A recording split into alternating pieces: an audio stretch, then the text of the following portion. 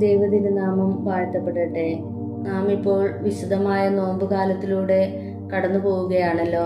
അനുതാപത്തിൻ്റെയും പ്രായശ്ചിത്തത്തിൻ്റെയും ഈ നാളുകളിൽ വിശുദ്ധ ലൂക്കായുടെ സുവിശേഷം 12-ാം അധ്യായം 8 മുതൽ 12 വരെയുള്ള വചനങ്ങൾ നമ്മുടെ ആത്മീയ ജീവിതത്തിന് വലിയൊരു വെല്ലുവിളിയും അതേസമയം പ്രത്യാശയും നൽകുന്നുണ്ട്. ഈ വചനഭാഗത്തിൻ്റെ കാതൽ ഏറ്റുപറച്ചിലാണ്.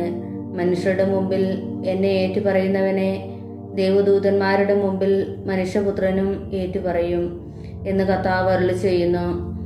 നോമ്പുകാലം എന്നത് കേവലം ഭക്ഷണവർജനം മാത്രമല്ല, മറിച്ച് നമ്മുടെ ജീവിതശൈലിയിലൂടെയും വാക്കുകളിലൂടെയും ക്രിസ്തുവിനെ ലോകത്തിനു മുമ്പിൽ ധീരമായി സാക്ഷ്യപ്പെടുത്തുവാനുള്ള ഒരുക്കം കൂടിയാണ്. ലോകത്തിൻ്റെ പ്രലോഭനങ്ങൾക്കും പരിഹാസങ്ങൾക്കും മുമ്പിൽ ക്രിസ്തുവിനെ തള്ളിപ്പറയാതെ ഉറച്ച വിശ്വാസത്തോടെ നിൽക്കാൻ നമുക്ക് സാധിക്കുന്നുണ്ടോ എന്ന് ഈ നാളുകളിൽ നാം ചിന്തിക്കേണ്ടിയിരിക്കുന്നു. തുടർന്ന് പരിശുദ്ധാത്മാവിനെതിരായ ഭൂഷണത്തെക്കുറിച്ച് കർത്താവ് ഗൗരവമായ മുന്നറിയിപ്പ് നൽകുന്നുണ്ട്. ദൈവത്തിൻ്റെ കാരുണ്യത്തിലേക്കും സ്നേഹത്തിലേക്കും മടങ്ങി വരുവാനുള്ള വാതിലുകൾ നാം തന്നെ കൊട്ടിയടയ്ക്കുന്ന അവസ്ഥയാണിത്.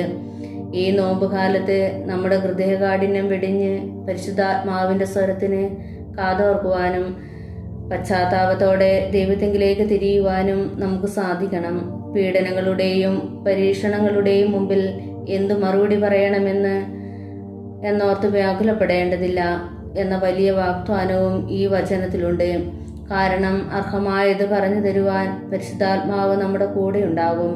നമ്മുടെ കുറവുകളെയും ഭയത്തെയും ദൈവത്തിന് സമർപ്പിക്കാം.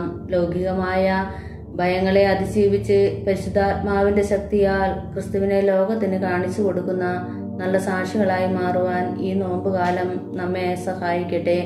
ദൈവം നമ്മെ അനുഗ്രഹിക്കട്ടെ.